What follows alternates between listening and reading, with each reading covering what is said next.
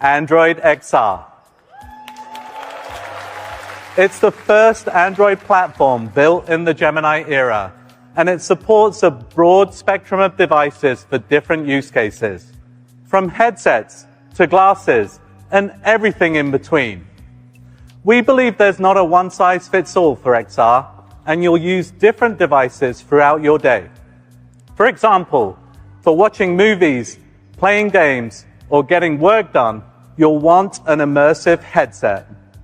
But when you're on the go, you'll want lightweight glasses that can give you timely information without reaching for your phone. We built Android XR together as one team with Samsung and optimized it for Snapdragon with Qualcomm. Since releasing the Android XR developer preview last year, hundreds of developers are building for the platform. We're also reimagining all your favorite Google apps for XR. And it's Android after all, so your mobile and tablet apps work too. Now, today, I want to share how Gemini transforms the way you experience both headsets and glasses. On these devices, your AI assistant understands your context and intent in richer ways to help you throughout your day. Let's start with Gemini on headsets. This is Samsung's Project Muhan, the first Android XR device.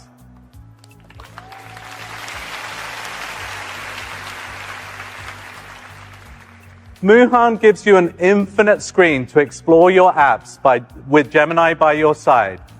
With Google Maps in XR, you can teleport anywhere in the world simply by asking Gemini to take you there.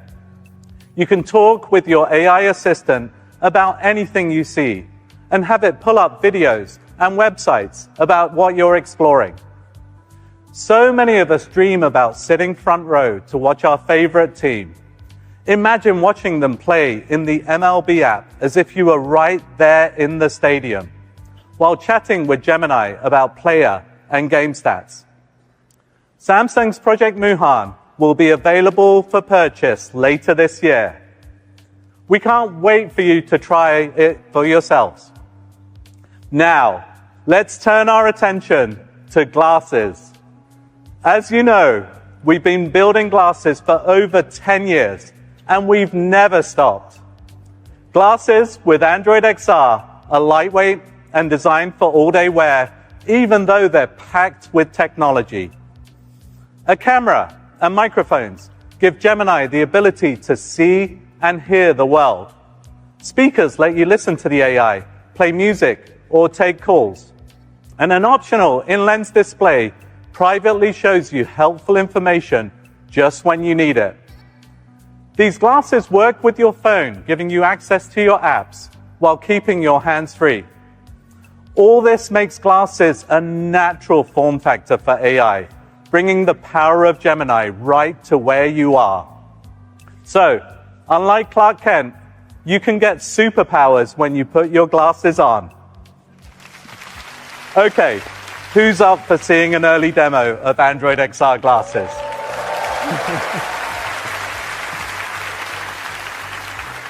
Let's see how they work in the most hectic environment possible right now, backstage at I/O.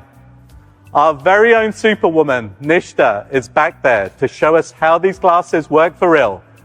Let me send her a text now, and let's get started. Hey everyone! Right now, you should be seeing exactly what I'm seeing through the lens of my Android XR glasses. Like my delicious coffee over here, and that text from Shram that just came in. Let's see what he said. All right, it's definitely showtime, so I'm gonna launch Gemini and get us going. Send Shram a text that I'm getting started, and silence my notifications, please. Okay, I've sent that message to him, and muted all your notifications. Perfect. We're so excited about the possibilities when you have an incredibly helpful AI assistant by your side with these Android XR devices. But that's not all.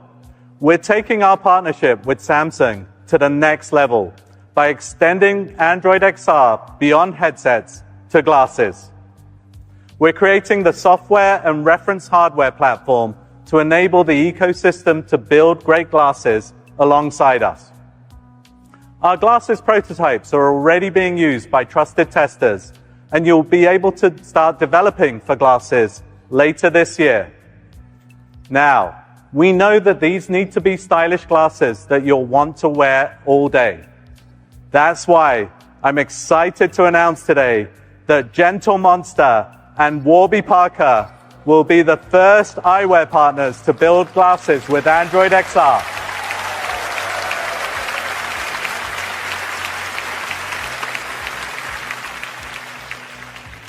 We want you to be able to wear glasses that match your personal taste.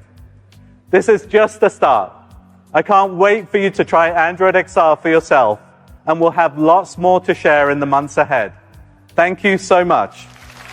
All right, so here's what caught my attention this week. Google quietly rolled out something called Android XR. At first, I thought it was just another update for smart glasses or maybe a headset refresh. But the more I watched, the more I realized this is something entirely different.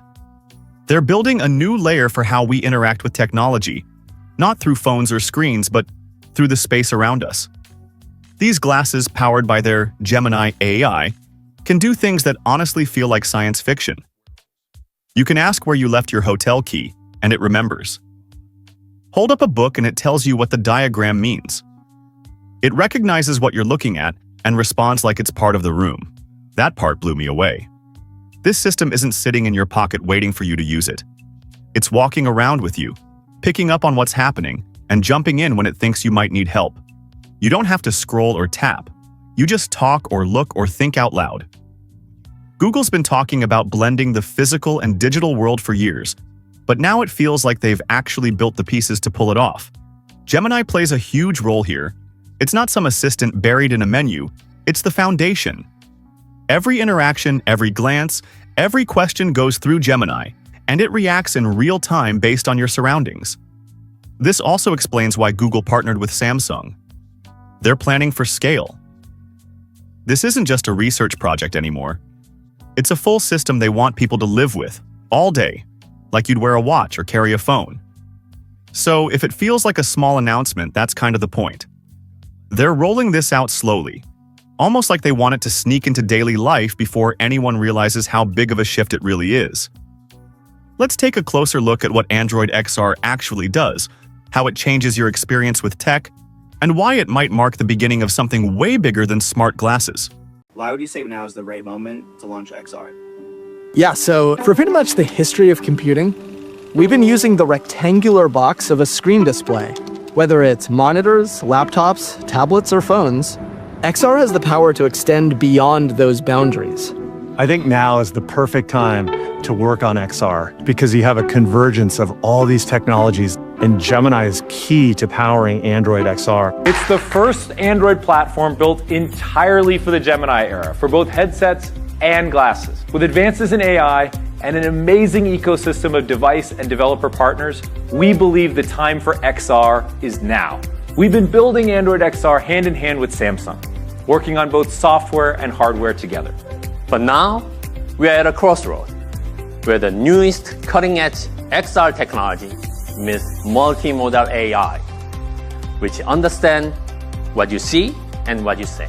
So you can just talk to your device as if you are talking to someone in the physical world. This is the next generation UI of XR. Imagine being immersed in a world that understands you and responds to your every interaction, whether through your hands, eyes, or voice. The time is now. Technology is here. With the Android XR, it is all coming together. Let's not pretend the timing here is random. Google could have launched XR a year ago, or waited 2 more, but they chose now. Why? Because they finally have the one thing their early attempts lacked: a competent AI engine. That's what Gemini is. And that's why this is a platform revealed in disguise. When they talk about moving past the rectangular box of a screen, it sounds poetic, but underneath that line is an admission. Screen-based interfaces are maxed out. We've hit a saturation point. The next frontier is making them disappear. And the only way to do that is to shift the entire user experience away from screens and into space. It's a quiet attempt to redefine what Android means when it's no longer inside your phone. We're getting started today with headsets. They're a great entry point for Android XR, and if you build for headsets, you'll be laying the foundation for other form factors that follow later. That will include glasses for Android XR. These will be designed for all-day wear. They're a natural form factor for AI, providing real-time helpful information when you need it. If you build for Android, you're already building for Android XR. Entertainment comes to life with YouTube and Google TV in totally immersive environments. Photo and video captured in 2D can be converted into a 3D memory for you to experience again and again with Google Photos. With Chrome on XR, you have an infinite, unbounded workspace. And with Google's groundbreaking multimodal AI that understands context, we completely transform the meaning of natural interaction. The first device we designed for Android XR platform is the headset. We see headset as a great starting point because they have unique capabilities that unlock a whole new way to interact with the technology. I'm very excited to present the first device designed for Android XR. Codename Project Muhan. Muhan means infinity in Korean because XR will deliver unparalleled immersive experiences in a truly infinite space. We're thrilled to show you live what it's like to experience Android XR and some of the capabilities of the platform. Hey Gemini, can you show me VR 180 videos of this place? Sure, I can help with that. We're incredibly excited for Gemini on Android XR that will power a new type of conversational multimodal experience. Designed by Filippo Brunelleschi, it's one of the largest brick domes ever constructed and a masterpiece of Renaissance architecture. Okay, this is amazing. I definitely have to visit here, but I want to find some restaurants nearby. I'm sure we could find a place in New York. Maybe we could take the team here tonight if you're feeling seafood. Hey Gemini, can you take me to this restaurant? Sure, I can take you to the Clam in New York. The underlying technology allows us to process inputs from all different kinds of signals, much like you'd process the real world. The magical thing about XR is that it's moving computing to a place that's truly as natural as you can imagine it. Android XR is our new platform for headsets and glasses. It offers some of the best tools for developers to use, and it reduces a lot of the friction. What's quietly revolutionary here is the way Google frames XR as an environment, not a feature. By saying it can process signals like you process the real world, they're implying a system that listens, watches, and reacts constantly. That's omnipresence. The problem? No one's really asking for that. Google's betting that if they can make the interface seamless enough, if it just feels like magic, then we'll skip right over the privacy questions. But that assumption is risky. Passive interfaces don't just require trust. They demand it. And unless Gemini can prove that it's more than just another data-hungry observer, people may reject this vision before it even leaves beta. Still, if they pull it off, Android XR becomes the new default layer for everyday computing. Not because people asked for it, but because it just sort of showed up and worked. Today, we're excited to launch the developer preview of the Android XR SDK. You'll have endless opportunities to create and develop for this computing platform, using familiar tools and open standards created for XR. For Android developers, we're extending the tools and frameworks like Android Studio and our Jetpack libraries to XR. And for Unity developers, we'll support Unity's editor and popular XR packages. You'll be able to share your apps the same way you always have as we open the Play Store to XR. Now, you're probably wondering, how does this all work with existing apps and games? They'll be available on Android XR out of the box, and your existing compatible apps can work without any additional effort. Our APIs, tools and guidance for building for XR are available today. As a developer, I'm thrilled to introduce YouTube on Android XR. We've redesigned our app from the ground up with immersive video formats, spatial audio, and a vast content library. XR opens up new ways to watch. YouTube leverages Android XR's unique capabilities to deliver an unparalleled immersive viewing experience. Users can enjoy both 2D and spatial content with support for pass-through and immersive environments. We're breaking content outside the rectangle and into the world around you. We believe Android XR with Unity will drive a new era of XR adoption and experiences. Starting today, you'll have access to the public experimental version of Android XR to start building your apps and games in the Unity engine. We're taking our mixed reality tools and capabilities to the next level with Unity 6. We've been in this space since Google Glass, and we have not stopped. Things like AR Core, the Geospatial API, Lens, Live View, Translate, and now Gemini. We can take those experiences, which already work great, and find new ways to be helpful for people. When we talk about headsets and glasses, we think about headsets as episodic products that you put on for a specific reason. When you're watching the game, Gemini could break down everything about Freddy's Grand Slam. Here's where things get especially strategic. Google reminds us they've been in this space since Google Glass, but they don't dwell on it. Why? Because Glass was a failure, but it was also a foundation. The tech didn't work, but the concept did. Fast forward a decade and every piece of that ecosystem, AR Core, Live View, Lens, is back, this time propped up by something Glass never had. AI that actually understands context.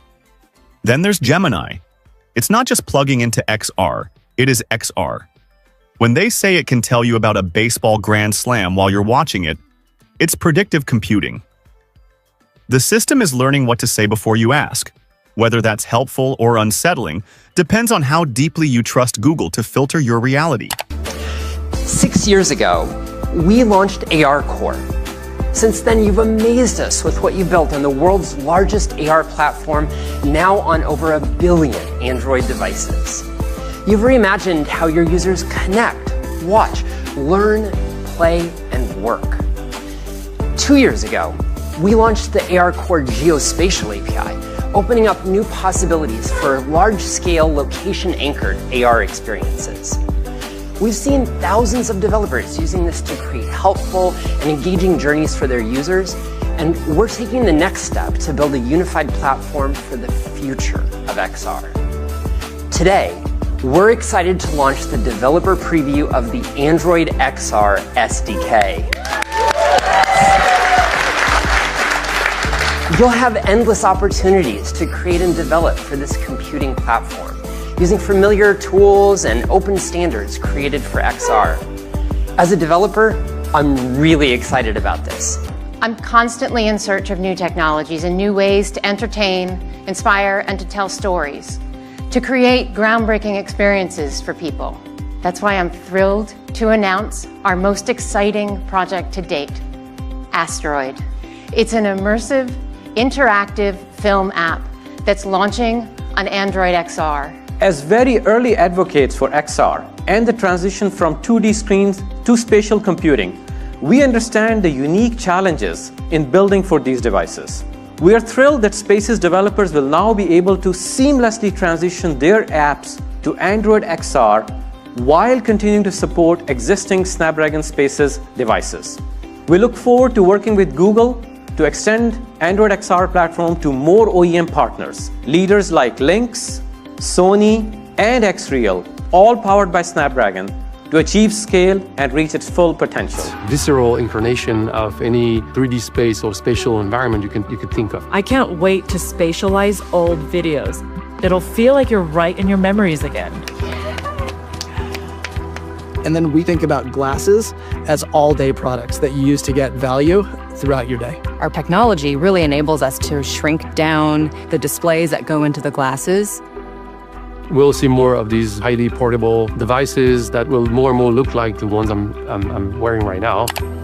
This quietly draws a line in the sand between headsets and glasses, and it's more philosophical than it sounds. Headsets are opt-in. You wear them with intent. But glasses? Glasses are ambient, persistent. They don't interrupt your day, they live inside it. And that's the angle Google's really going for here. XR glasses aren't for escaping reality, they're for layering it. They're betting people will wear something that doesn't just show you information, but interprets the world for you. That's the future of perception. Even the throwaway line about spatializing old videos reveals a huge ambition: memory manipulation. If Gemini can reconstruct your past in immersive environments, what does that mean for how we experience history or trauma or nostalgia? They're psychological experiments. With glasses, you'll feel like you're a local, no matter where you are. There's no way we could build this platform other than collaborating very closely. We've been working with Samsung for a number of years, and so we look for opportunities where we could really marry each other's strength in creating something new. This might seem minor, but it reveals everything about Google's design philosophy. When they talk about shrinking the displays and wanting devices that look like the ones I'm wearing now, they're framing invisibility as innovation. Think about it. Apple made a spectacle of Vision Pro. Google is trying to do the opposite. They want their XR system to vanish into your face. Not because it's modest, but because it's strategic. The less people notice the tech, the more naturally it embeds into routine. And once it's there, it's very hard to remove. Even their claim that glasses will help you feel like a local anywhere hints at a kind of algorithmic empathy. Your AI doesn't just speak the language. It interprets tone, reads signs, decodes culture. At least that's the dream. The problem is, dreams like that often come with surveillance. From software and UX to hardware, cross-functional partners across both companies have worked seamlessly around the clock as one team to build a powerful XR platform. We've learned that we can build the best platforms with an ecosystem of developers, designers, and device makers. A lot of deep collaboration happens for us to bring the best solution to the ecosystem, to the platform, and to the users. Alone, you can go fast, but together you can go far. And the only way we'll get there is if we build this together. And now we get to the alliance, the part Google always keeps quiet until they need scale. Samsung is the bridge to the mass market. If you want XR to work on a global level, you can't build it alone. And Google knows this. That's why they're showing their hand here. The language is careful, cross-functional, ecosystem, collaboration, but make no mistake, this is a supply chain moment.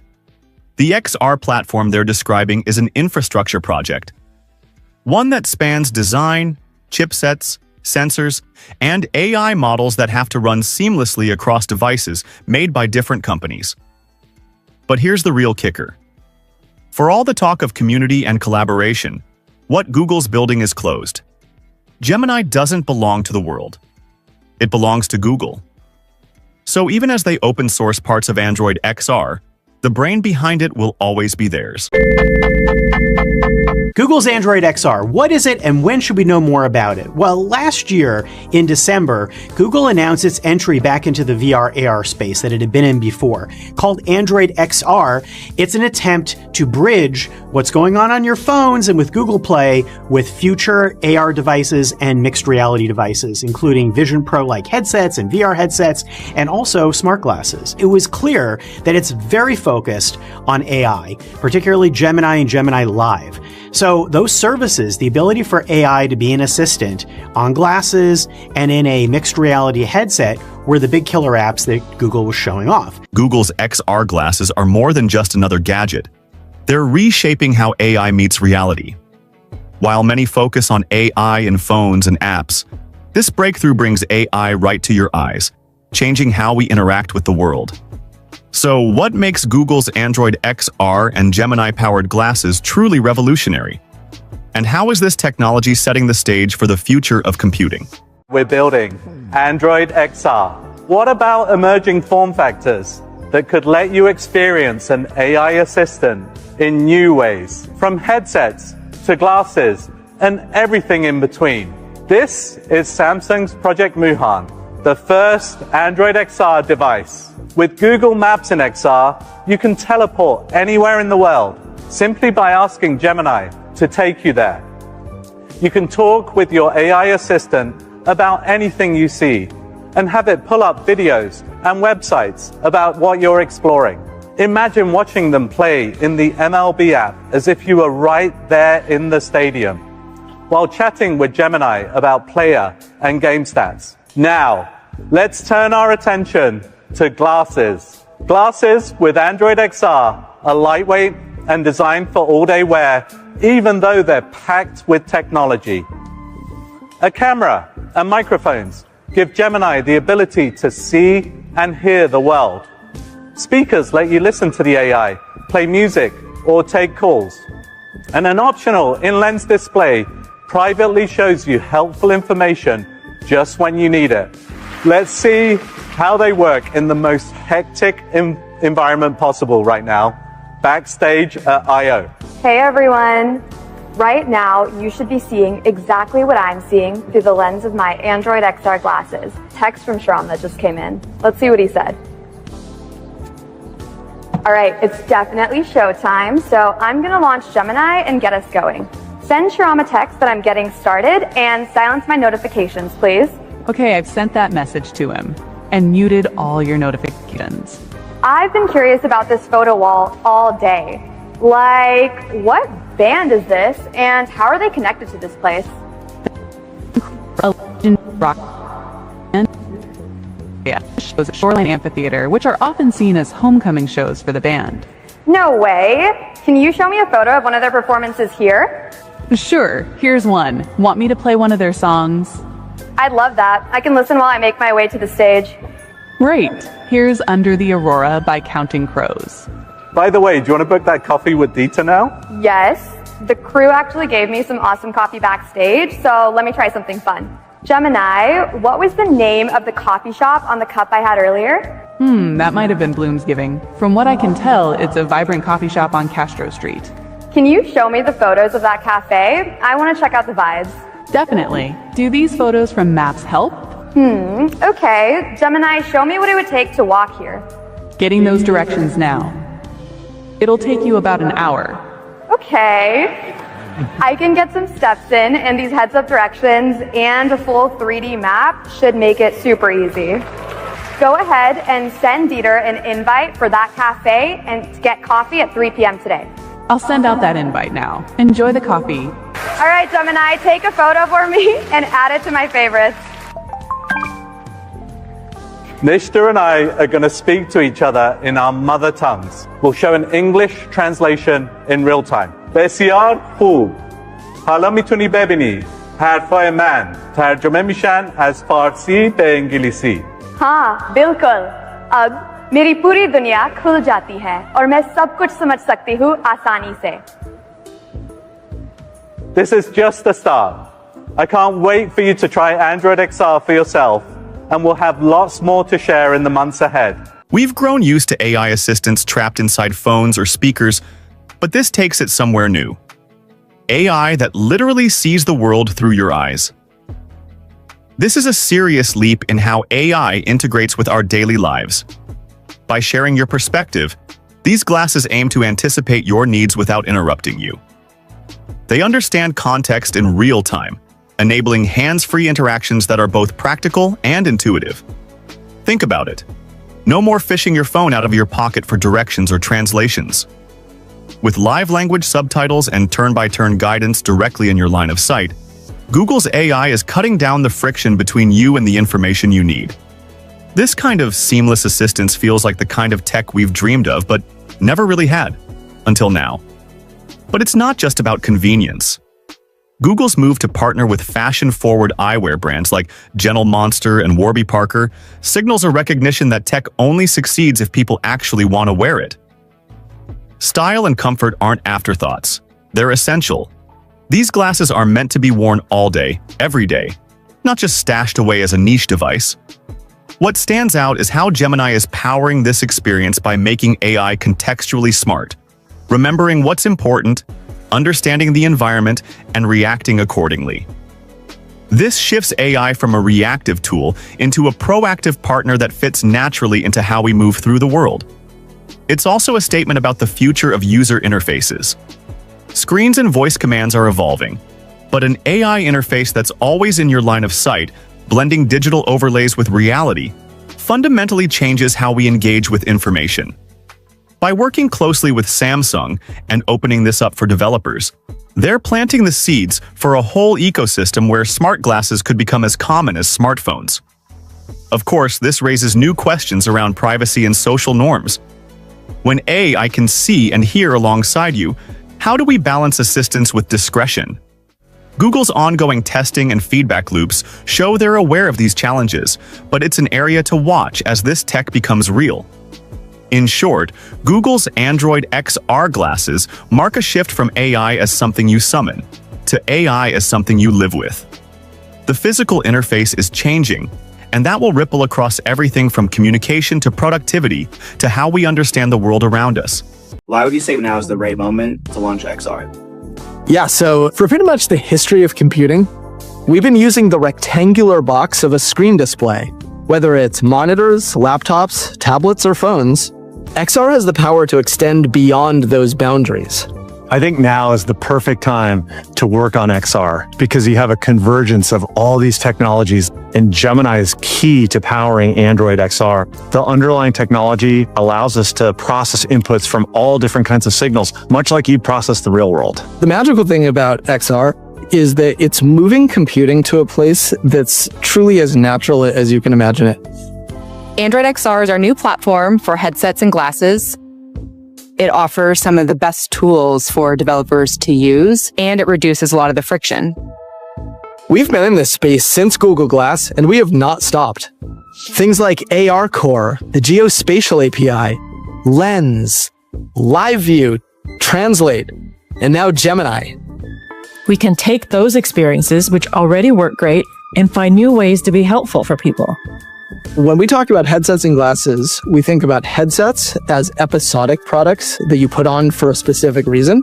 When you're watching the game, Gemini could break down everything about Freddy's Grand Slam. This is the most visceral incarnation of any 3D space or spatial environment you could think of. I can't wait to spatialize old videos. It'll feel like you're right in your memories again. And then we think about glasses as all-day products that you use to get value throughout your day. Our technology really enables us to shrink down the displays that go into the glasses. We'll see more of these highly portable devices that will more and more look like the ones I'm wearing right now. With glasses, you'll feel like you're a local, no matter where you are. There's no way we could build this platform other than collaborating very closely. We've been working with Samsung for a number of years, and so we look for opportunities where we could really marry each other's strengths in creating something new. From software and UX to hardware, cross-functional partners across both companies have worked seamlessly around the clock as one team to build a powerful XR platform. We've learned that we can build the best platforms with an ecosystem of developers, designers, and device makers. A lot of deep collaboration happens for us to bring the best solution to the ecosystem, to the platform, and to the users. Alone, you can go fast, but together you can go far. And the only way we'll get there is if we build this together.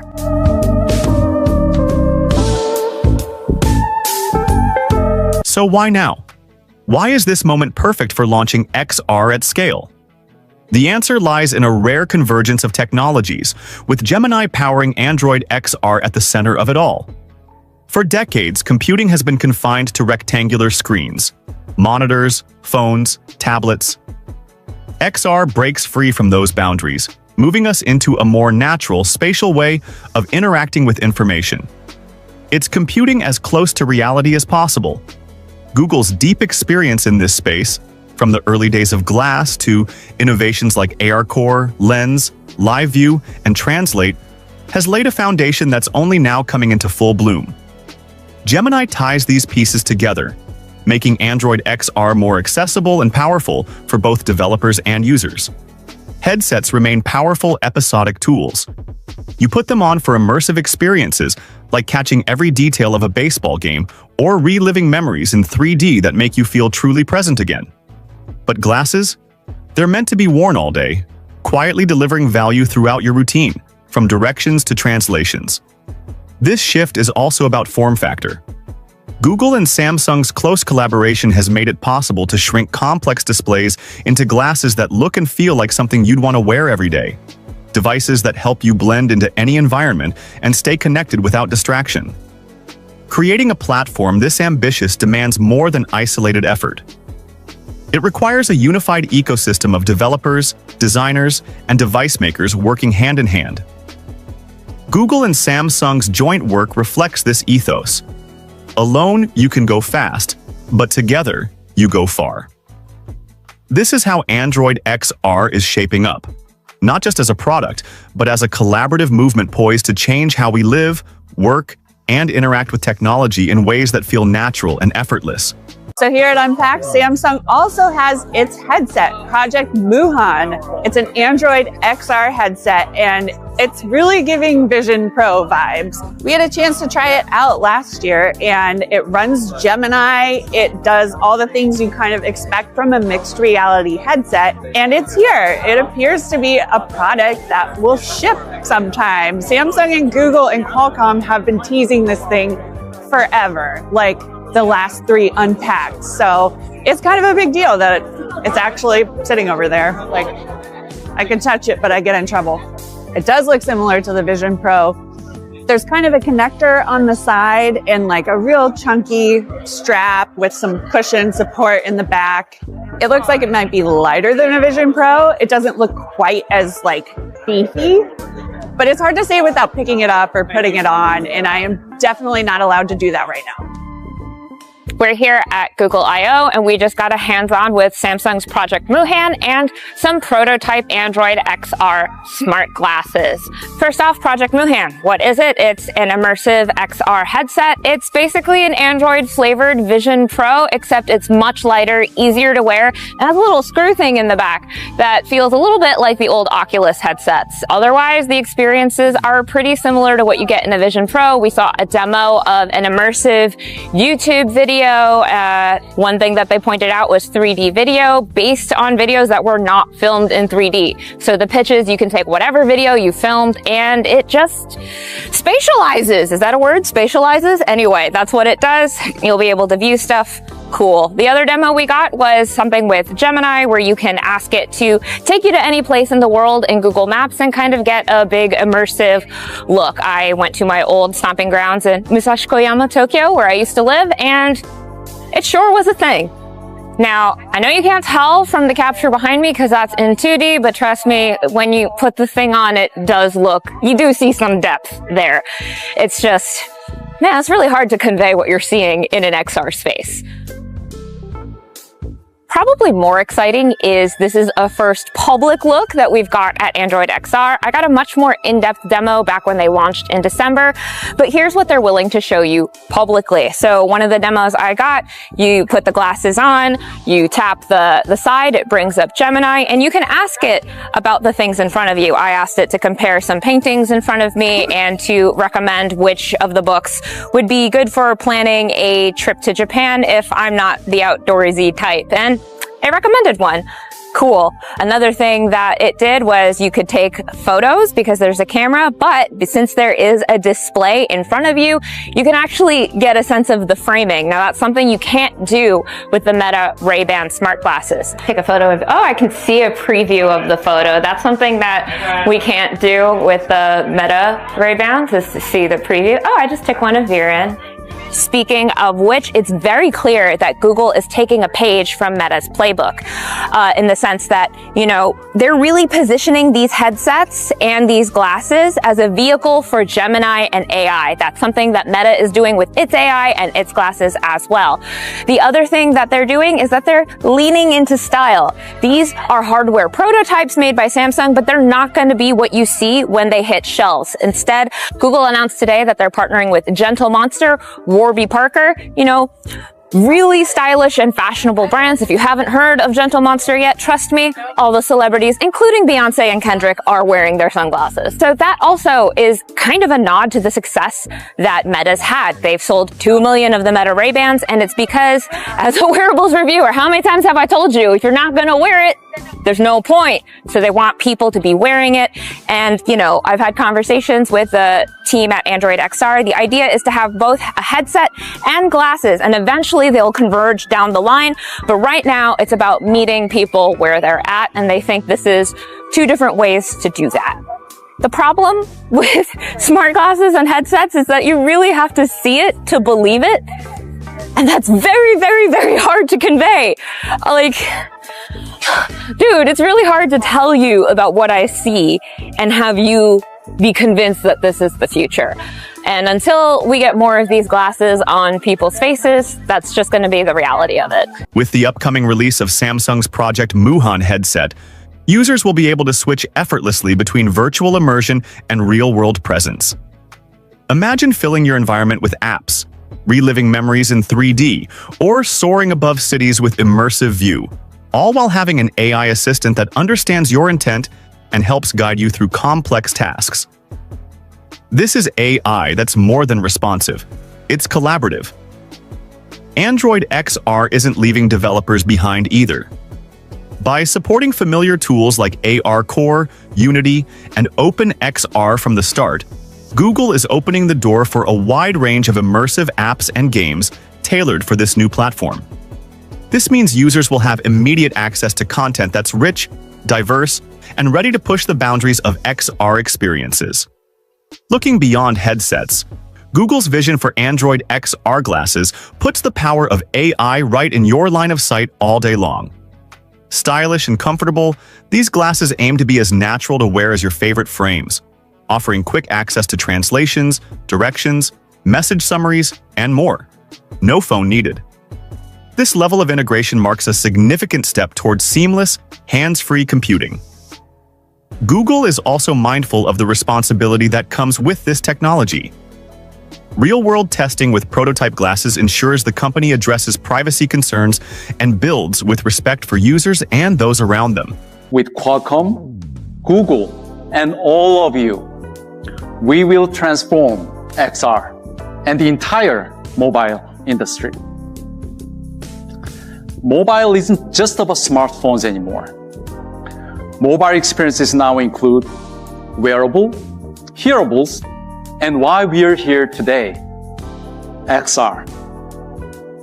To build the new Android XR platform, we set upon a collaboration as one team, with experts from computer vision, graphics, machine learning, all working together with a single spirit to co-design, test, and create a new operating system from the ground up. In building this new OS with Google, we defined 3 core values to create a platform that brings the meaningful change in your daily lives. First, a platform that allows customizable, boundless visual content to provide an immersive viewing experience on a vast display. Second, a platform that lives with AI technology with the most natural and comfortable communication method, such as hands, eyes, and voice. Finally, a platform that pursues open collaboration with existing Android, OpenXR, VR, and mobile AR communities. The first device we designed for Android XR platform is the headset. We see headset as a great starting point because they have unique capabilities that unlock a whole new way to interact with the technology.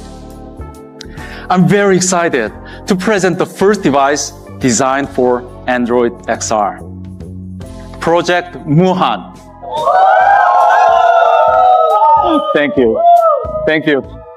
Muhan means infinity in Korean because XR will deliver unparalleled, immersive experiences in a truly infinite space. So let's cut through the marketing. This wasn't an announcement about glasses. It was a reveal of Google's attempt to redefine the rules of engagement for computing itself. By combining spatial interfaces with Gemini, Google is trying to control the platform that mediates your entire day, from translation to memory, from navigation to behavior. What makes it unexpected is how quietly they dropped it. No flashy stage, no bombastic demos. Just a low-key rollout of something that, if it works, could turn your next pair of glasses into the most powerful and invisible computer you own. Whether that future is exciting or dystopian depends on how you feel about an AI system that watches, listens, and helps. All the time. Details on OpenAI's deal to build one of the world's largest AI data centers in Abu Dhabi. Sources telling CNBC's Kate Rooney that Elon Musk worked to try to stop that deal if it didn't include his own AI startup, XAI. What do you think about, like, when Elon was calling for a pause on AI? I mean, he was like starting an AGI company while he was doing that. Yeah. So didn't he start it like after he was calling for the pause? I think before, but I don't remember. In any case, is it one of those you can't beat him, join him things? I think the instinct of saying, like, we've really got to figure out how to make this safe and good and, like, widely good is really important. But I think calling for a pause is, like, naive at best. So I was sitting at the dinner with Macron. So it was Macron, it was JD Vance, and it was Sam Altman. Frankly, I think Elon was a little jealous that Sam Altman was sitting next to JD Vance, and it wasn't him. And because it was right around the time that Sam Altman was speaking that he announced it. And frankly, I thought Sam's tweet response, part of it was pretty good. I would have probably said, instead of whatever he said about 9 billion, I would have said, yeah, I'm going to take Twitter public at $420 a share. It was attention grabbing, right? Some people can't stand to not be getting attention. The battle for the future of artificial intelligence is a clash of ideologies, a fight for the very soul of what AI should be. And at the heart of this explosive drama, two billionaires, each with a vision for AI that couldn't be more different. On one side, you have Elon Musk, the relentless innovator and tech disruptor, the man who's been reshaping industries for decades. On the other, you have Sam Altman, the CEO of OpenAI, who's become the gatekeeper of one of the most powerful technologies humanity has ever known. This is a story of vision, trust, and control, and at stake is nothing less than who will own the future of AI. Musk is making moves that could flip everything we thought we knew about AI, and his latest play? A $97 billion bid to take over OpenAI, the very company he helped create. But here's the kicker. Altman made it clear. OpenAI is not for sale. So why the offer? What's behind Musk's sudden push to seize control? Is this just a billionaire power play, an attempt to slow down a competitor? Or does Musk truly believe that OpenAI has strayed from its original mission? Musk's frustration is palpable. He believes OpenAI has veered off course, morphing from its non-profit roots into a profit-driven juggernaut. In Musk's eyes, this is about preserving the mission to ensure AI doesn't become a weapon of the few.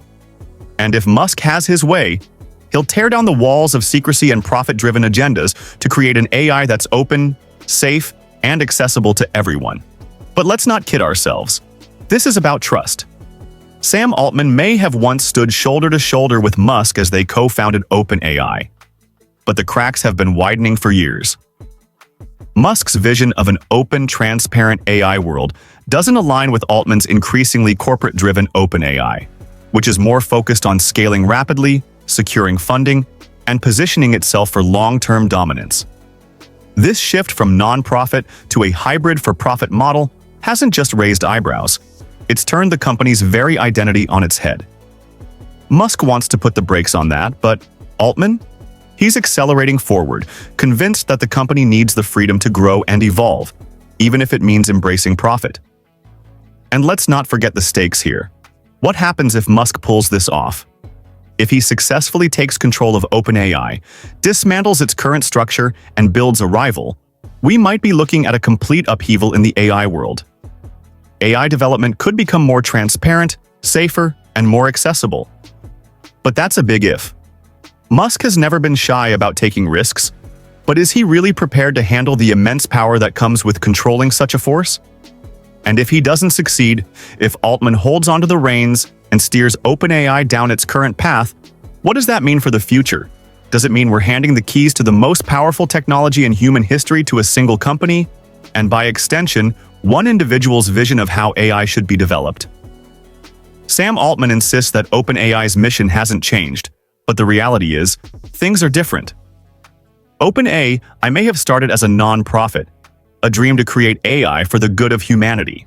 But now, it's a multi-billion-dollar empire where the lines between mission-driven idealism and capitalistic ambition are becoming harder and harder to distinguish. Altman may have started OpenAI with a noble goal, but as he steers it into the realm of profit, the question arises: can we trust him with the future of AI? Is he still the right person to protect us from the very risks he once warned about? So buckle up, because this battle is far from over. Whether it's Musk's vision of an open, regulated AI world, or Altman's quest to lead OpenAI into the future, the stakes have never been higher. And whichever side you're on, there's no denying that this is one race we can't afford to lose. OpenAI, I mean, you seem somewhat frustrated with them. You were one of the big contributors early on. The reason I am the reason OpenAI exists. How much money did you give them? I'm not sure the exact number, but it's some number on the order of $50 million. Man, fate loves irony next level. Do you think Musk's approach then is from a position of insecurity about XAI? Probably his whole life is from a position of insecurity. I feel for the guy. You feel for him? I do, actually. I don't think he's like a happy person. I do feel for him. Elon Musk is part of an investor group trying to buy OpenAI, the parent company of the popular ChatGPT service. Musk is leading a group of investors who have made a bid to buy OpenAI for nearly $100 billion. But Sam Altman, the CEO of OpenAI, says there's just one problem. OpenAI is not for sale. The OpenAI mission is not for sale. Elon tries all sorts of things for a long time. This is this week's episode. You take it seriously at all? What do you think he's trying to drive at with this? I think he's probably just trying to slow us down. He obviously is a competitor. The backstory here is key, right? Musk actually co-founded OpenAI back in 2015, but he has feuded with Sam Altman ever since then over OpenAI's plans to convert from a non-profit to a for-profit company. Something is boiling beneath the surface of Silicon Valley. Elon Musk is suing the very company he co-founded. Sam Altman, the man currently running that company, is in the spotlight, answering questions, dodging accusations, and subtly firing back. But this isn't just another tech feud. This is a power struggle over who controls the future of artificial intelligence. Because if Elon Musk gets his way, if he dismantles OpenAI, builds a rival, or reclaims the narrative, it might just flip the script on everything we thought we knew about AI, safety, and control.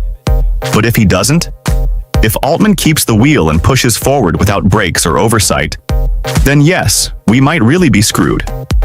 This is about how power shifts when the most advanced intelligence ever created lands in human hands, and whether we've put it in the right ones. One of the other questions, and it is Elon related, is you are now moving towards having a for-profit component part of your business. Right now it's a not-for-profit. And he, as everybody knows, if you read the papers, is suing you over this and many other things. How do you feel? I actually just want to ask you on a very personal level, forgetting about even the merits of the case. As a guy who has spent a lot of time with him and you guys founded this thing together, how you feel personally today about all this? Just as a human. Tremendously sad. I grew up with Elon as like a mega hero. I thought what Elon was doing was absolutely incredible for the world. And I'm still, of course, I have different feelings about him now, but I'm still glad he exists. And not just because, no, I mean that genuinely, not just because I think his companies are awesome, which I do think, but because I think he, at a time when most of the world was not thinking very ambitiously, he pushed a lot of people, me included, to think much more ambitiously. And I'm grateful is the wrong kind of word, but I'm thankful, I'm positive about that. We started OpenAI together, and then at some point he totally lost faith in OpenAI and decided to go his own way, and that's fine too. But I think of Elon as a builder and someone who, known thing about Elon, he really cares about being the guy. But I think of him as someone that if he's not, that just competes in the market and in technology and whatever else, and doesn't resort to lawfare. And, whatever the stated complaint is, what I believe is he's just he's a competitor and we're doing well. And that's sad to see. How concerned is Sam Altman about annihilation, do you think? I think in reality he is not concerned about it. I don't trust OpenAI. I mean, I started that company as a non-profit open source. Yes. The open in OpenAI, I named the company. Yeah. OpenAI as an open source, and it is now extremely closed source and maximizing profit. I don't understand how you actually go from being an open source non-profit to a closed source for maximum profit organization. Let me ask you a different question just about the company. You did start it as a not-for-profit. It was a research outfit originally. Yeah. Now, I think there's a view that it has to shift to be some kind of profit-oriented company.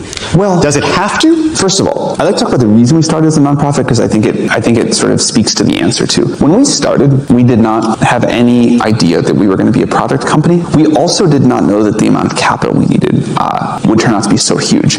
If we did know those things, we would have picked a different structure. It's hard to overstate, because it wasn't that long ago on the calendar, but it's hard to overstate how different 2016 was. This was years before we had the research that led to language models. This was 4.5 years before we launched our first product. This was 6.5 years before we launched ChatGPT. All we knew that we wanted to do was do some AI research, and that we thought AGI and superintelligence eventually would be this important thing to the world. And we wanted to somehow do something that would be good. At the time, we were working on writing papers, new RL algorithms, new theories, a way to play video games, a robotic hand. And it was not clear that there would ever be a product or revenue stream at all. And it wasn't clear that we were going to need one, because it wasn't clear we needed so much money. Right. It became clear after GPT-1 and some other work that we were going to need to scale. And we started, and also Elon decided to stop funding us as a nonprofit, and we couldn't get somebody else to do it, that we needed to find a way to make a capped profit. Now, we wanted to keep going with a lot of the things that we think are good about a nonprofit, and so we had this subsidiary capped profit that worked for a while. We start with a question that cuts straight to the core. How do you feel about Elon Musk suing you? Sam Altman doesn't flinch. But what he gives us isn't a corporate answer. It's something more personal, more conflicted. He talks about idolizing Elon, seeing him as a hero. Not a mentor, not a colleague, a hero. That's worship-level admiration. And when someone you revere becomes your legal opponent, that's grief. But let's step back. Why does this matter? Because it exposes the emotional rot under the surface of OpenAI. A company born from big, idealistic dreams, co-founded by people who believed they could steer the most powerful technology on Earth, fractured into lawsuits and counterclaims. When Sam says Elon lost faith in OpenAI, he makes it sound like a bad breakup. But really, it's the story of two visions diverging. Elon wanted AI to be open source, safe, shared. Sam saw a different path, one that required capital, scaling, and eventually, control. And that control is exactly what Elon is afraid of. Elon's fear isn't new. He's warned for years about AI becoming humanity's last invention, especially if it's wielded by the wrong people. So when he sees Sam leading a company that's both secretive and profitable, he sounds the alarm. I don't trust OpenAI. This is the kind of institutional breakdown that could define the next decade. The very people who were supposed to protect us from runaway AI can't even trust each other. And while they trade jabs in interviews and court filings, the technology keeps evolving, faster, smarter, scarier. So what happens if Elon decides to launch his own AI, built from scratch and engineered to outcompete OpenAI? Well, if he's right, if Sam really can't be trusted, then that move might be the only thing that keeps us from handing the keys to the kingdom over to a single private empire. But if Elon's wrong, then we're in a global arms race of egos, not ethics. And in that kind of race, no one wins. Meantime, this new chapter in the battle of the tech billionaires, Sam Altman rejecting that $97.4 billion bid by an Elon Musk-led group looking to take control of OpenAI. CNBC's Arjun Karpal caught up with Altman at this AI conference this morning in Paris, which is the locus of pretty much all global attention today. Hey, Arjun. Hey, good morning, Carl. And look, one of the things and the rationales behind the deal from Elon Musk, which is very important, is he thinks OpenAI has strayed from its goal to create AI that benefits humanity, and that's why he says he's put in his bid. But what does Sam Altman, the CEO of OpenAI, think? This was amongst the questions I put to him. Why do you think Musk is putting a bid in now? Let's listen into what he had to say. Musk bid for OpenAI? Yeah. How seriously are you taking it? Not particularly. Not particularly. Why do you think he's doing this? To slow down a competitor. And Stargate? Do you have the funding? I'm not the one who tweeted funding secured. I just actually try to show up and, build the thing. Sam, just a quick one. What's the end game, Mr. Rome? What is the end game of Elon Musk? I don't know. I'm curious. Yeah. I think it's to slow down a competitor and try to catch up with his thing, but I don't really know. Yeah, but you know him well, right? To the degree anybody does, yeah. Just when you think the rift couldn't get any deeper, Sam throws down a new card, publicly. In a short clip, he's asked how seriously he takes Elon's bid for OpenAI. His response? Not particularly. That sounds casual, but make no mistake, it's strategic. He's not just downplaying Elon, he's exposing him. Altman claims Elon is trying to slow down a competitor, not protect the world, not champion ethics, but stall the progress of a rival he can't keep up with. And then comes the snark. I'm not the one who tweeted funding secured. That's a shot across the bow. A dig at Elon's infamous SEC battle. What this shows is critical. The gloves are off. This is about undermining each other publicly, damaging reputations, and taking the AI race into the mud. And Sam's final word? I don't really know what Elon's endgame is. That's casting doubt. It's Sam planting the idea that maybe Elon doesn't even have a master plan. Just a grudge and a need to stay relevant in a space he helped ignite, but no longer controls. This isn't a chess match, it's a street fight. And at this point, neither side is pretending otherwise. And in some senses still does kind of work, and in some other senses is like straining the theory of what a nonprofit controlled org can be and the amount of capital we need at this next stage. So we are, and have been for a while, looking at some changes. Nothing is decided. It is, as you can imagine, like very complicated to figure this out. And the board is like hard at work on it. In any configuration, like the nonprofit doesn't go away. Like one thing that the board has looked at, for example, is a PBC that a nonprofit owns a huge chunk of and then figures out how to use that amount of wealth for the purpose of the nonprofit. There's other ideas too. One of the things I've always been fascinated by is you never took equity in the company. I think you think about that more than I do.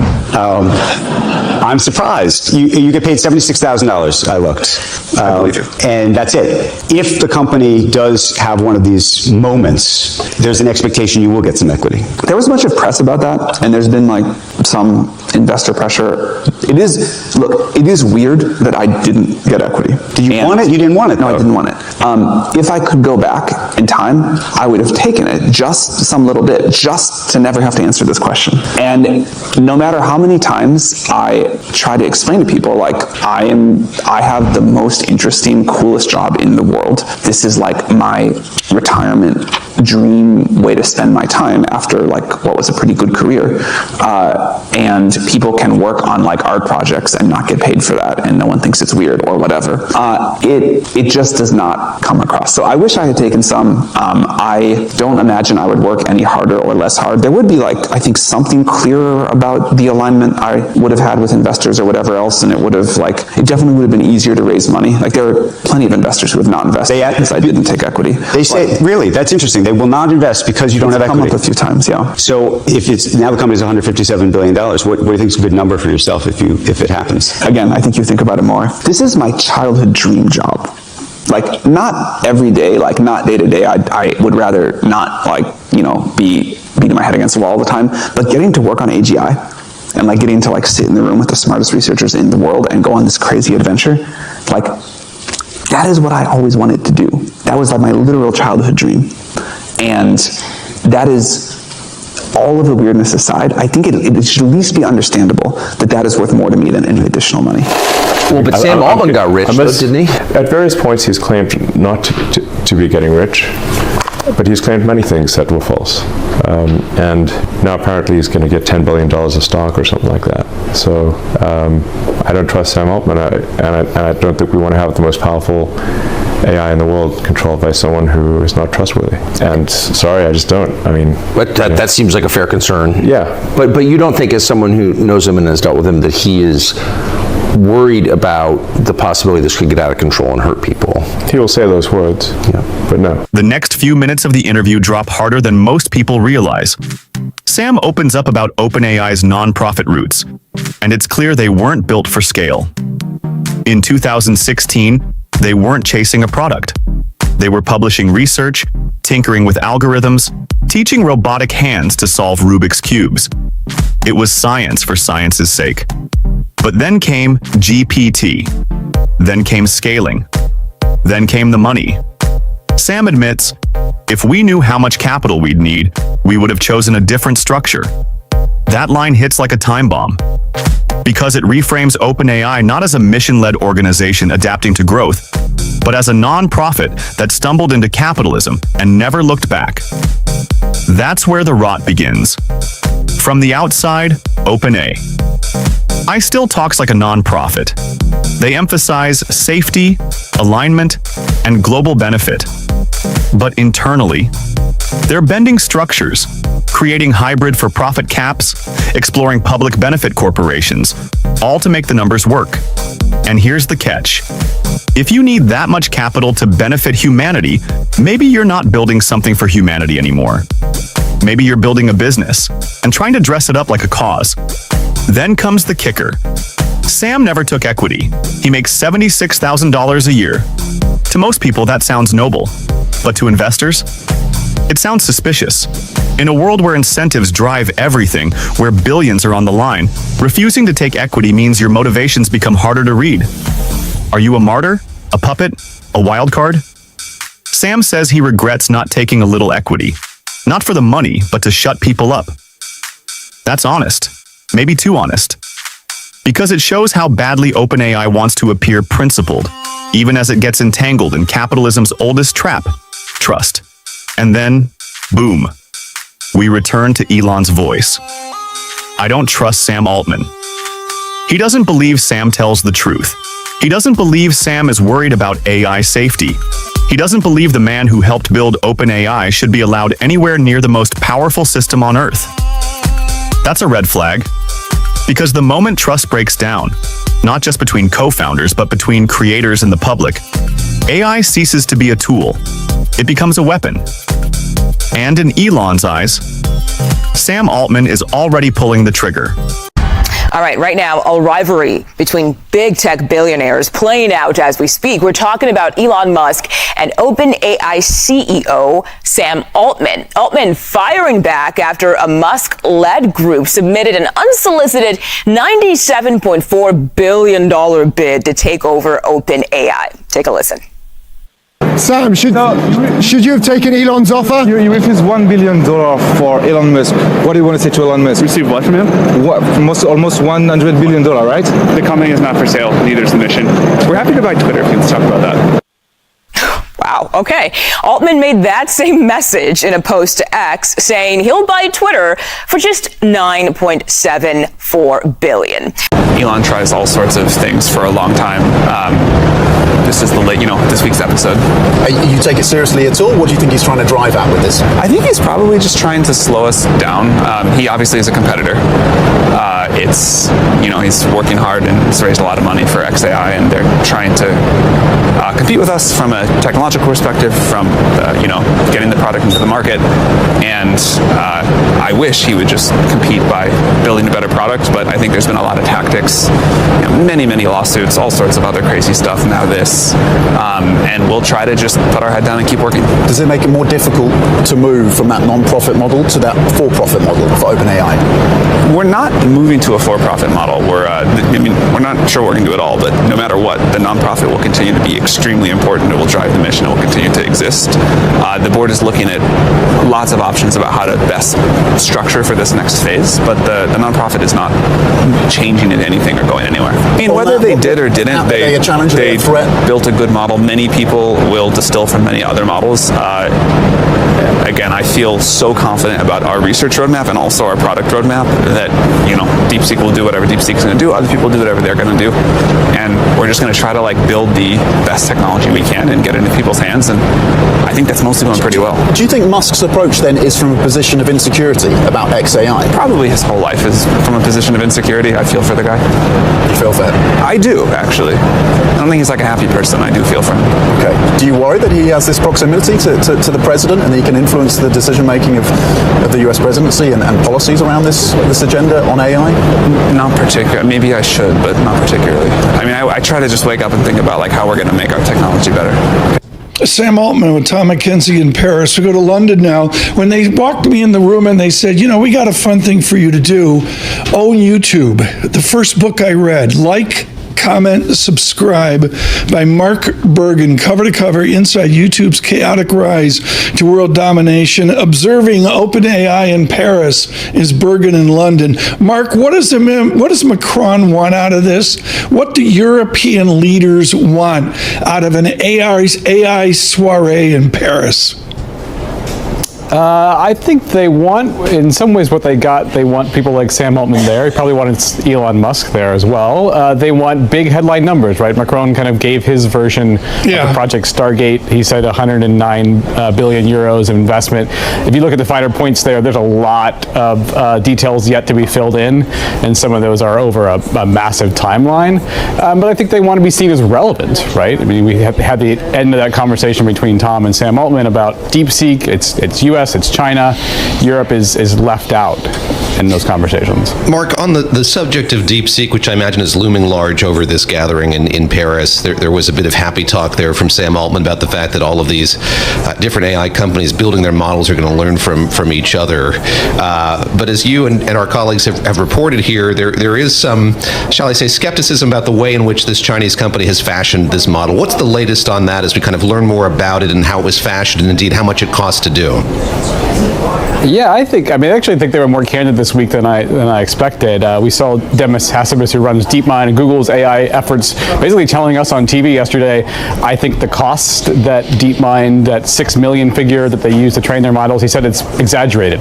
He basically called BS on it. And we had Chris Lehane, who runs policy for OpenAI, saying that we've been talking with government officials about this possibility that they distilled or use unauthorized access to OpenAI data. And so basically built this model right on the shoulders of OpenAI. Mark, unfair question, but let's finish with this. How does Microsoft arc over this tension of Musk and Altman? What does Microsoft want out of this?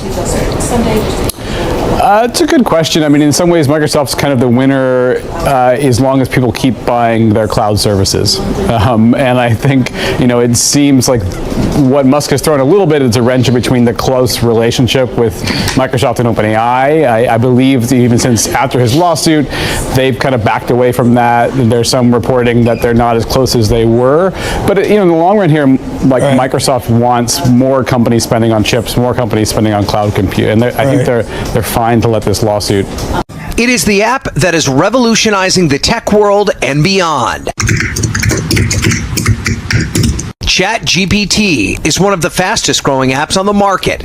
It's AI assistant helping users solve problems both big and small, and leading investors to dream of the wild and lucrative possibilities of artificial intelligence. They're spending tens of billions of dollars every few months in order to make artificial intelligence really happen and become mainstream. But its parent company OpenAI's rapid growth, the subsequent injection of investor cash from several different sources, coupled with co-founder Sam Altman's desire to make the company a for-profit entity, has led his former partner Elon Musk to revolt. Musk has filed a lawsuit to slow or outright block the company's transformation. And now he's taking that feud a step further, offering close to $100 billion to take control of the company. a bid Altman didn't ask for and immediately rejected. No thank you, but we'll buy Twitter for $9.74 billion. A subtle shot at Musk, who bought the social media platform for $44 billion. Musk returned fire, calling Altman Scam Altman and a swindler. Musk's bid to take control of OpenAI comes at the same time he's enjoyed immense influence over the Trump White House. I've had a great help with Elon Musk, who's been terrific. But Trump has not been afraid to keep Altman close, hosting him at the White House to announce a $100 billion investment in AI infrastructure across the U.S. We wouldn't be able to do this without you, Mr. President. A rivalry that Trump seems to be willing to encourage. These two men, while they're rivals and big competitors and former business partners, they're also fighting for the affections of the President of the United States. And in his offer to buy OpenAI, Musk's attorney promises the billionaire will return the company back to its core mission with a pledge to make it open source, nonprofit, and a, quote, safety-focused force for good that it once was. So here's where we are. One man is building what may become the most advanced artificial intelligence platform in history. The other is trying to stop him, not with algorithms, but with a lawsuit. And both of them helped create this storm. If Elon Musk makes this happen, if he creates a competing AI that's open, regulated, and accessible, he could flip the AI race on its head and expose just how fragile OpenAI's structure really is. But if he fails? If the lawsuit goes nowhere and OpenAI doubles down on control? Then Sam Altman becomes the de facto steward of the most powerful technology we've ever known. And that means whether or not we trust him, we're all along for the ride. So yeah, we are screwed might not be hyperbole. It might just be the understatement of the year. So, Apple just called out OpenAI and the entire AI industry without even raising their voice. While everyone else is hyping up how smart these models are, Apple quietly dropped a study that basically asks, are these systems actually thinking, or are they just really good at faking it? We've all seen those step-by-step answers in tools like ChatGPT or Claude, where it looks like the AI is solving problems in real time. Turns out, that might not be real reasoning at all. According to Apple's research, when the puzzles get tough, even the best models break down, and not just a little. We're talking complete collapse. They tested models like Claude, DeepSeek, and OpenAI's own, and what they found was kind of brutal. In this video, we're breaking down what Apple actually discovered, why it matters, and whether these so-called intelligent systems are truly reasoning or just putting on a show. Let's get into it. Apple researchers now raising red flags that may be hard for the AI trade to ignore. In a new paper, they're throwing cold water on the growing trend of reasoning models and whether they're really more accurate. Deirdre Bosa has more in today's Tech Check. Please explain, Deirdre. I will. So in doing this, Apple is essentially calling out not just a growing, but the biggest trend in AI right now, and that is reasoning, the ability of models to try and think like humans. Now, these models are everywhere. OpenAI, Google, Anthropic, they are all racing to build AI that doesn't just spit out answers, but shows its work step by step, promising more reliable and logical responses. But Apple scientists, they're now saying that beyond a certain point, it just doesn't work. Not only do these models struggle with harder problems, but they actually get worse as the task gets more complex and they waste computing power overthinking simple tasks. Here's an example from the paper. Now the AI, it's playing a simple version of checkers, swapping pieces from one side to the other. It starts easy, but the more pieces you add, the harder it gets. It's a logical puzzle.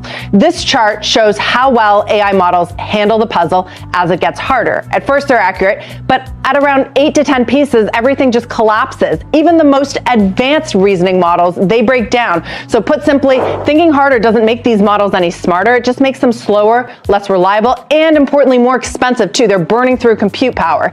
So what does this all mean for investors and the AI trade at large? Well, some see this as Apple moving the goalposts, shifting the conversation because it's late to AI. But similar findings are coming from other labs too, including Anthropic and Leap, a Chinese AI research group.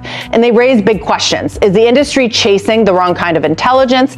And so are companies like OpenAI and Google just burning through expensive compute to make these models look smart without actually getting any better. The AI boom so far, guys, you know this well, it's been about scale, but this newer narrative, which is certainly gaining momentum, that could continue to shift the focus to efficiency, and it could make investors question once again whether all this spending is actually paying off. We've seen the AI trade take off once again over the last month, but remember, these are similar doubts that stalled the AI trade earlier this year after DeepSeek's breakthrough. It was all about efficiency and ROI. Could also help explain why Apple isn't jumping into AI the same way that others are, because culturally, Apple is very hesitant to release products that aren't perfect, and this paper really shows and proves that these new reasoning models are far from perfect. So they're not getting smarter? Not after a certain point. So when you think about simple logical tests, yes, but when it goes into the more complex ones, they're not. They're actually just burning compute power. And the word too that I hear a lot from sources, CEOs, founders that I talk to in AI is generalization, right? What do you do with an AI model if it's very good at math and science and sort of logical problems up to a certain point, but they can't generalize? That could make the idea of agents, right? Another buzzword, something that Apple has wanted to integrate into the iPhone, much further off. That we're not going to get that. We're not going to get that killer app, that killer use case beyond a chatbot for some time. So you think, Dee, it's a reflection of Apple's habit over the years of not overpromising? I mean, certainly that was the case with an Apple television and an Apple car. Right. We can go through a couple other case studies. It may be. It could be a convenient excuse, which is what some critics say. But like you said, Carl, we know that Apple wants to get things perfect. This shows that it's not perfect yet. So maybe it's hesitating, but it could also help explain why Apple hasn't spent the same kind of billions and billions of dollars in CapEx that others have. It's sort of taking a step back, watching this efficiency race play out before jumping into sort of these bigger models that at the end of the day may not actually be smarter. I love how deep you go, Deirdre. Thank you very much, Deirdre Bosa, which is a good preview because Apple's a big story this afternoon, but also importantly for Apple, so are the trade talks between U.S. and China happening in London. So here's what's happening. A lot of new AI models, especially the ones claiming to be smarter, more advanced, or human-like, are starting to show their work. They don't just give you an answer, they give you their reasoning step by step. This technique is called chain of thought prompting, and it's supposed to simulate how a person would think through a problem. If you ask it a math question, it might walk you through the logic. First, we subtract x from y, then we divide, all the way to the final answer. Visually and structurally, it looks like thinking. But here's the catch. Nobody really questioned whether those steps were accurate. Everyone was focused on whether the final answer was right. That's like seeing someone get the right answer on a test and assuming they understood the topic, without checking if they cheated, guessed, or copied someone else's work.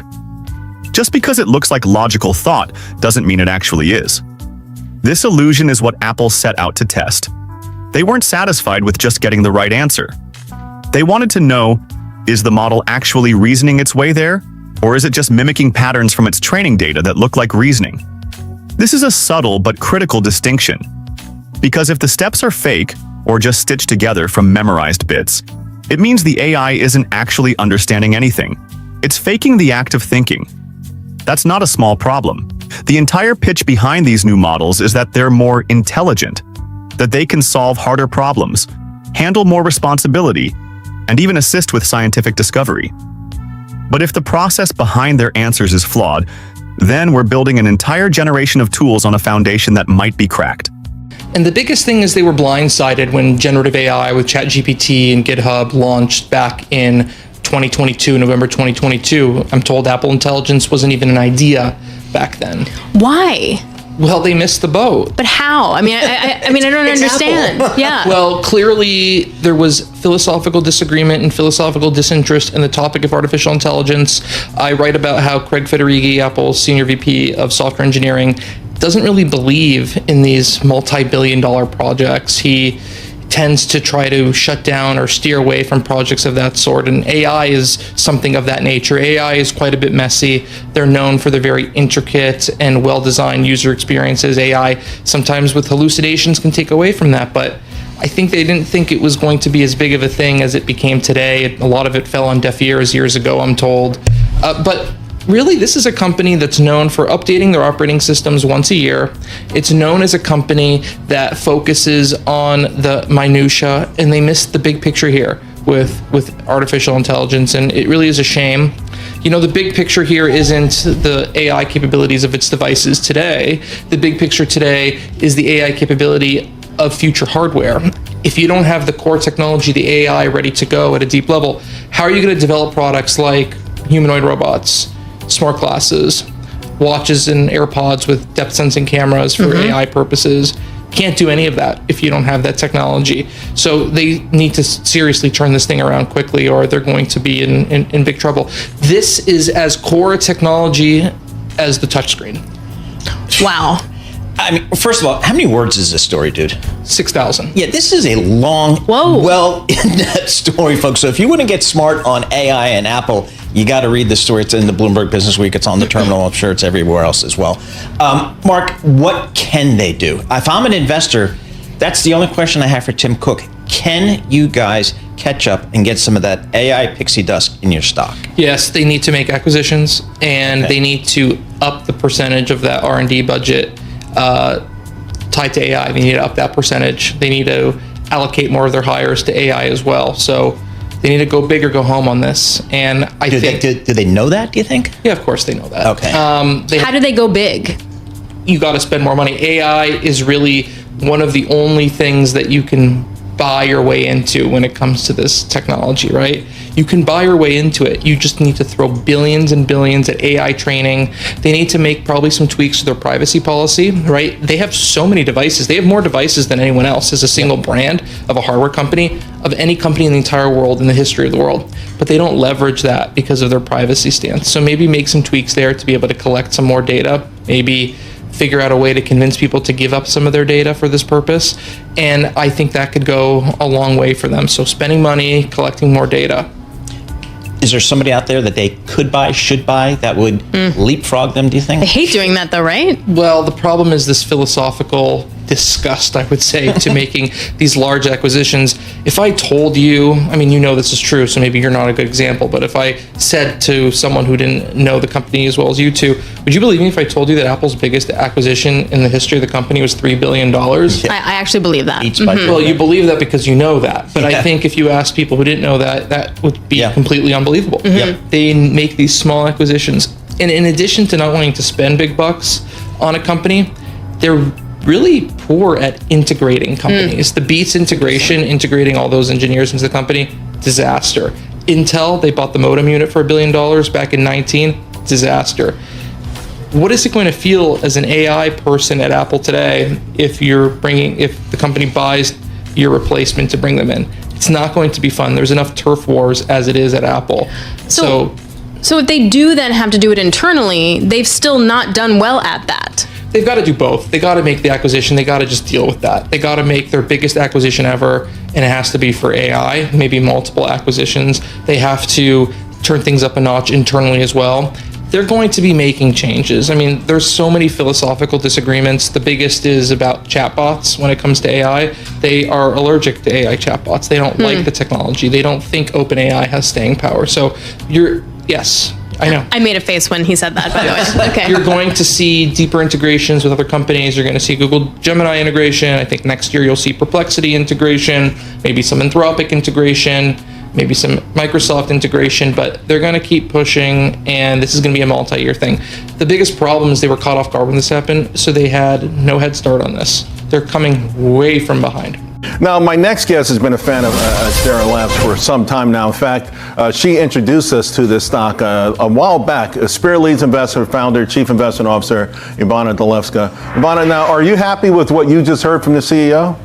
Absolutely, Charles. So thanks for having me. We really like Astera Labs here, especially post this pullback. I think many investors don't understand exactly what the company does, which is why you see this more violent volatility and swings. But if you can find good entry points, this is a really good company to own for the long term. These are some of the things that you talked about it being a pure play. I like this part. Several products have 100% market share right now. That's right, Charles. So the PCIe Express that you mentioned earlier and that the CEO referred to has close to 95% market share. So when you talk about competition with Broadcom and other players, everybody is working on different parts of the value chain. So they're not necessarily competing with each other. So they have a very strong market share in this particular product. And then the Leo and Scorpio, those will be products that will ramp in the second half of this year and more in 2026. So it sounded like he's got a great relationship with his customers, but it sounded like it wasn't a lot of customers. You talk about customer expansion. That's right. So a lot of these products are brand new things. So they first started with NVIDIA on the PCIe Express retimers, right? And then they're expanding further into other customers. So we think that now their number 2 customers is approaching the size of NVIDIA, and number 3 is not too far behind. So as they expand the customer base, you're going to see a lot more stable earnings rather than what we've seen. I got to ask you about this. I asked him about this Apple paper I saw over the weekend. It got a lot of traction, right? Essentially boils down to maybe this whole AI thing. At the moment, it's just mostly smoke and mirrors. What do you say about that? Well, I think it's a very interesting thing, this concept of thinking AI. I think we're very far from the point where AI can think. We're going to have to deploy significantly more GPUs to get to that point. We are at a point where... Is that AGI or ASI? Well, it's actually like this would just be the second layer of iterative AI. So it's really like step 1 was generative AI, where like you prompt ChatGPT and it gives you a reply. Now it just does few more iteration, which is what's really used in the agentic AI models. But to get to like where AI can reason, like the AGI or one of those more advanced stages, I think we're at like 10 years, really? 10 years behind. So rest comfortably. It may take our job, but it won't. It will still need us around. Exactly. It really works side by side to humans, and the new things that you're going to see introduced over the next 6 months is really going to be how they're going to help you do better, be better Thanks for at your watching. job. If you want more in-depth breakdowns on the AI war, tech drama, and what's coming next, make sure to like, comment, and subscribe. The future is coming fast, and it doesn't care if we're ready.